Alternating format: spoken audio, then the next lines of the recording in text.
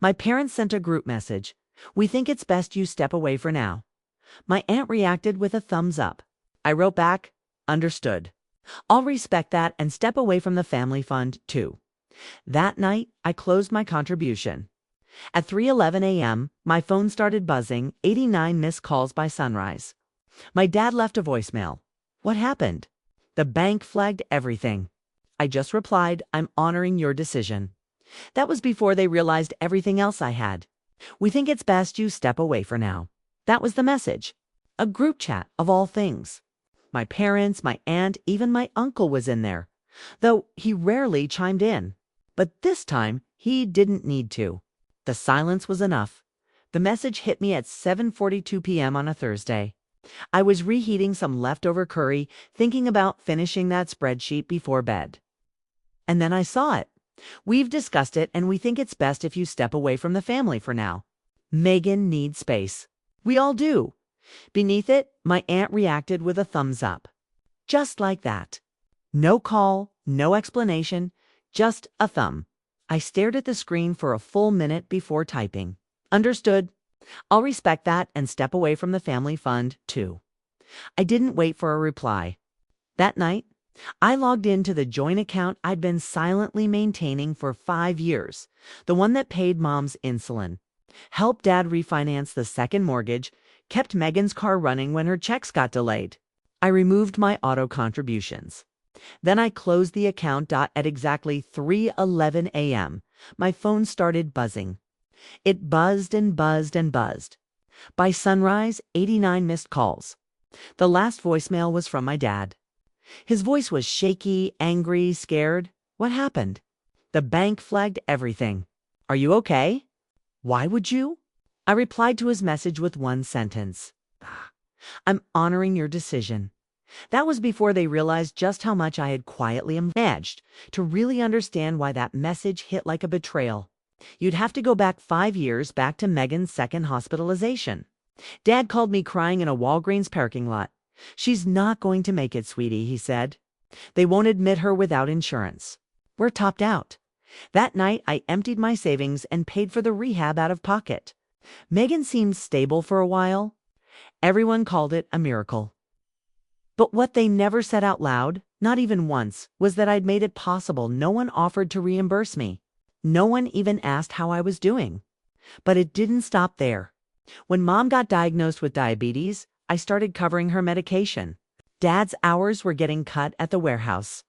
Megan was in and out of stability. And every time she crashed, they came to me quietly. Desperately. At first it was little things. $300 here alone just for this month. Then they asked if I could help set something up, something permanent, a sort of family emergency pool. I was 27, single, working 80-hour weeks in finance. It made sense. I told myself I could afford it, so I did. I set up the family fund in my name. I routed payments, Mom's prescriptions, Megan's therapy copays, even the phone bill when they fell behind. They gave me access to everything. Passwords, account numbers, balances, not because they trusted me, but because they didn't want to deal with it. They called me the responsible one. They meant the convenient one. My life turned into a ledger of quiet sacrifices. Meanwhile, Megan spiraled again and again. She got a DUI in 2020, and I paid for the lawyer. She moved in with some guy named Tyler who definitely wasn't abusive. And when she left him in the middle of the night, I was the one who Venmo'd her enough for a hotel and groceries. I never saw a dime back. They never asked where the money came from. They never saw the line-by-line spreadsheet I kept to stay afloat myself. They never noticed that I downgraded my apartment, skipped vacations, ate oatmeal for dinner more nights than I'd admit because I was supposed to. I was the financial firewall between them and collapse. For a while, I was okay with that, till the Christmas incident 2 years ago. Megan threw a fit because I said I couldn't buy her new tires. Not after I just paid her rent. She told my parents I was making her feel judged. That night, I got a message from Dad. Just try to be a little more understanding, Leah. She's in recovery. You don't know how hard that is, I snapped. Not publicly, not explosively, but something in me cracked like ice under pressure. I didn't reply. Instead, I did something different. I started documenting everything, every dollar sent, every invoice paid, every excuse they made. I created backups, emailed myself statements, collected screenshots, not to hold it over them, not yet, but to remind myself that it was real, that I wasn't imagining the drain, the pattern, the constant pulling without giving dot. Then, last month, it came to a head. Megan texted the family group, "Hey, I know money's tight, but could the fund cover a yoga retreat in Arizona? It's for my mental health. A yoga retreat? $3,200. I didn't answer. I waited. I wanted to see what they'd say. And my dad, the same man I pulled out of overdraft twice last year, replied, "Sounds like something you really need. Let's see what we can do." Mom chimed in with a heart emoji. That's when I realized they weren't just using me. They expected me to be used. They thought the fund was theirs, that I was some kind of silent donor. The gratitude had evaporated years ago. And in its place was entitlement. But the kicker, the grenade in the room, came just 2 nights before the message. We were on a family call, a monthly check. And that usually turned into a therapy session for Megan with me as the invisible ATM in the background. I tried to talk about my promotion. I'd been made a director at the firm. Huge raise, massive responsibility.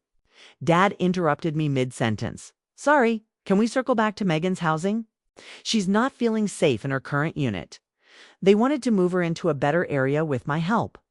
Obviously, I didn't agree. I didn't fight. I just said calmly, "Maybe it's time someone else stepped up." Silence. Cold, stony, offended. And then came that message 2 days later. "We think it's best if you step away for now." The thumbs up from Aunt Carol felt like a knife. They thought they were cutting me off. They didn't realize they were severing the cord to the only thing keeping their financial lives stitched together. I had been the quiet current beneath their lives. The moment I stopped, their lights went out. It took exactly 36 hours for the fallout to begin. First came the overdraft notices. Then Mom's pharmacy called me. Then Megan, the one who wanted space, left a voicemail that started in a whisper and ended in screaming. "Why would you do this? You knew I needed that payment." By Sunday morning, the texts were relentless. Dad sent a barrage of voice notes like a man unraveling in real time. They exiled me from the family chat as if I didn't belong. The mortgage bounced. "I thought you handled the insurance. The car is uninsured now. What did you do to the utilities account?" The bank locked our checking. Said there were multiple red flags. "You need to fix this." Fix this. As if I had broken something. As if I hadn't just stepped back like they asked. The real problem wasn't that I stopped helping. It was that they never realized how much I was holding everything together. Then came the family Zoom call. My cousin Emily set it up, pretending it was just to talk. But the second I joined, I saw their faces lined up in neat little rectangles like a jury. Mom's lips were pressed so tight they looked bloodless. Dad was pacing. Megan had tears streaming down her cheeks. It looked rehearsed. Aunt Carol sat smugly in a scarf and pearls like we were in family court. "Why did you do this to us?" Megan started, voice quivering. "You just abandoned us, after everything I've done." I said, "You mean after I paid your rent, funded your rehab, and got mocked for saying no to your yoga retreat?" "That's not fair," she began. "Fair," I snapped. "You want unfair? For 5 years, I've covered your financial trail like a forensic janitor. I've cleaned up your messes, paid your overdrafts, bailed you out while you posted inspirational quotes about healing and alignment. And the moment I hesitate, you exile me from the family chat like I was disposable." Mom finally spoke. "It wasn't exile. We were giving you space, too." "No, you weren't." Reworded, different wording. Same meaning, they sent a group message. "We think it's best you step away for now." Aunt Carol marked it with a thumbs up. I replied, "Understood. I'll respect that, and I'll step away from the family fund as well." That night, I stopped contributing. At 3:11 a.m., my phone erupted. By sunrise, there were 89 missed calls. My dad's voicemail rang with panic. "What happened?" "The bank flagged everything." I answered simply, "I'm honoring your decision." That was before anyone realized how much. I had been managing behind the scenes. The message arrived at 7:42 p.m. on a Thursday while I was reheating leftover curry. The spreadsheet I planned to finish still open in my head. The group text read, "We've discussed it, and we think it's best if you step away from the family for now. Megan needs space. We all do." Beneath it, my aunt's thumbs up. No call, no conversation. Just a reaction. I stared for a minute and then typed, "Understood. I'll respect that and step away from the family fund." 2. I logged into the joint account I'd quietly handled for 5 years, the account that paid Mom's insulin, helped Dad refinance a second mortgage, kept Megan's car running, removed my auto contributions, and closed it by 3:11 a.m. My phone would not stop. 18 missed calls. Dad's last voicemail was unsteady. What happened? The bank flagged everything. "Are you okay?" "Why would you?" I sent one reply. I said, "No, you weren't." I cut in. "You were siding with Megan again, like you always do. You just found a polite way to tell me to disappear, so I did." Dad folded his arms. "You didn't have to cancel the fund." "I didn't cancel it," I said. "I closed it in my name, funded with my money, managed by me. That family fund was never a trust. It was a leash." His face went red. "We trusted you." "No," I said. "You used me." I opened the folder beside me and clicked Share Screen. A spreadsheet filled the feed, rows and rows of payments. Dates, amounts, every dollar tracked, rent. Medical, utilities, repairs. Megan's retreat that I almost paid. The overdrafts I fixed. The emergency dental for Aunt Carol.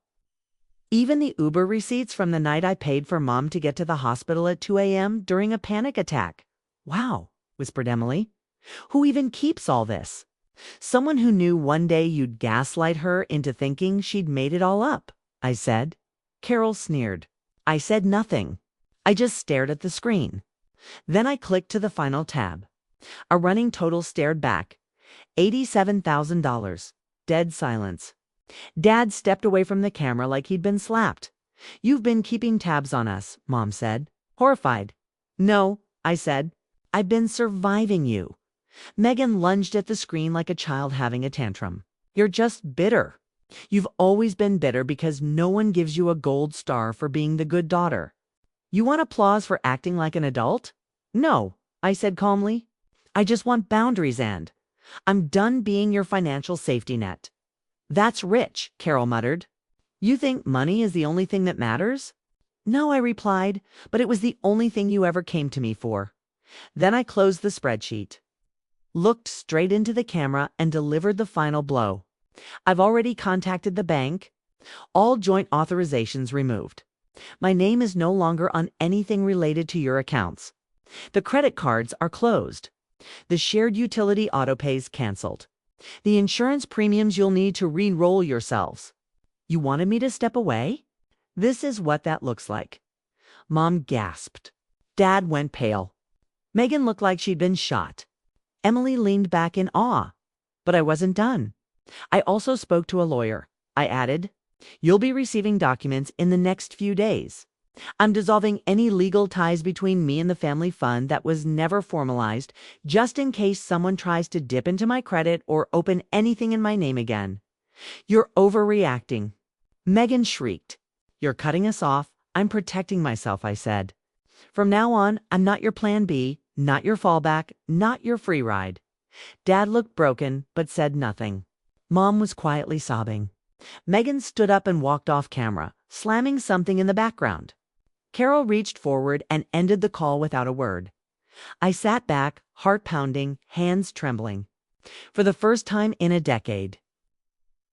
I wasn't afraid of the fallout because I had nothing left to lose except the weight I'd been carrying for too long. The silence after that call was almost eerie. For the first time in years, my phone didn't buzz with a "Hey, quick favor," or "Can you just cover this one thing?" There were no guilt-laced voicemails, no crying emojis, no passive-aggressive posts from Megan about family who turns their back, nothing. It was like I'd vanished. At first, I thought maybe they finally got it. Maybe they were learning to stand on their own. But I should have known better. Exactly 10 days later, I received an email from an address I didn't recognize, a burner. Clearly, with a single sentence, "You've ruined everything." Attached were screenshots of bills, Megan's eviction notice, a final warning from the power company, and a denied credit card application listing my name as the former cosigner. They were unraveling quickly, chaotically. And the thing about people who are used to leaning on you, they don't fall gracefully. They crash and they blame you for the landing. That same week, Mom showed up at my office. I was in a meeting. My assistant came in wide-eyed. "There's a woman here. Says she's your mother. Won't leave." I stepped into the lobby and there she was, Pell, shaking, holding an envelope full of papers. "I didn't know where else to go," she said, voice brittle. "Your dad's sleeping on the couch. Megan hasn't left her room in 3 days. The landlord says he's changing the locks next week."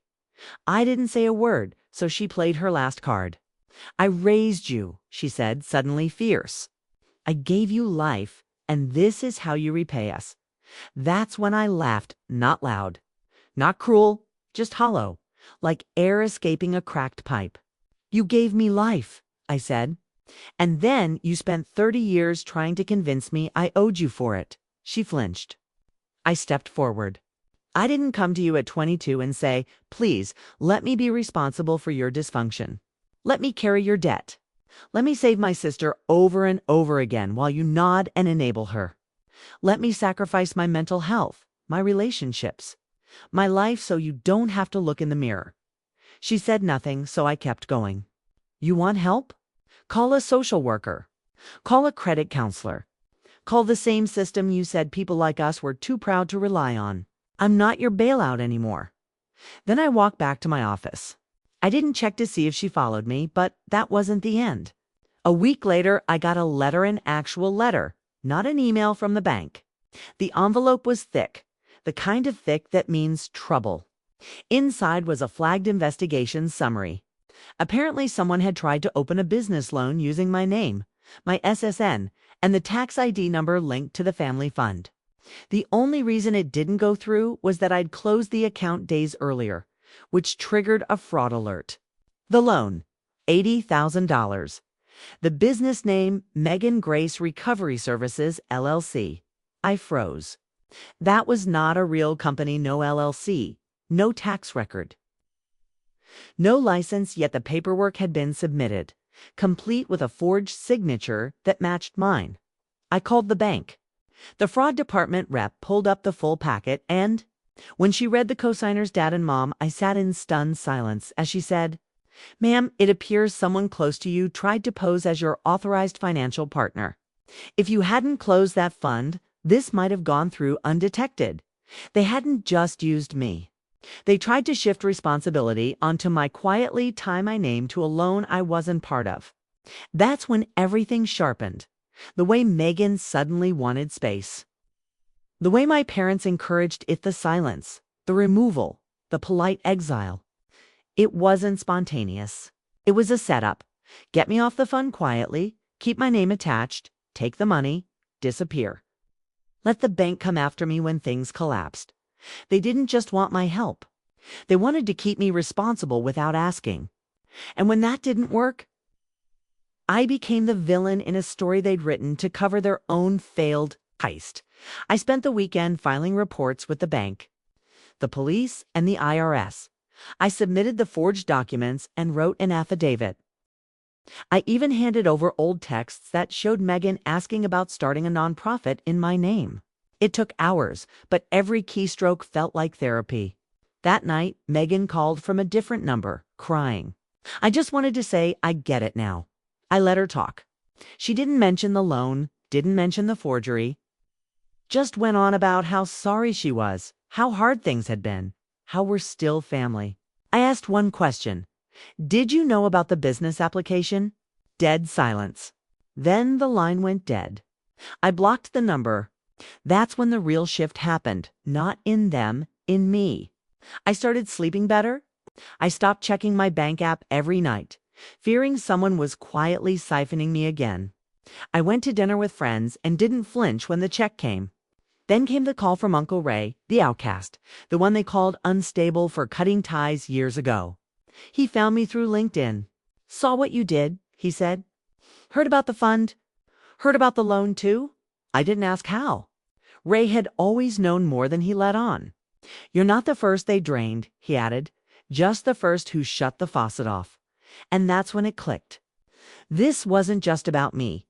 This was generational long line of people who got groomed into servitude, into silence, into being the savior while everyone else drowned themselves in denial. They thought I was the villain because I stopped playing the hero. Let me tell you something about heroes.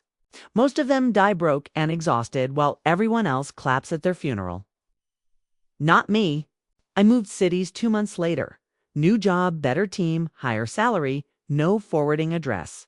And one day, in the quiet of my new apartment floors still bare, its furniture still arriving, I got a message on Facebook from Tyler. Yeah, that Tyler, Megan's abusive ex.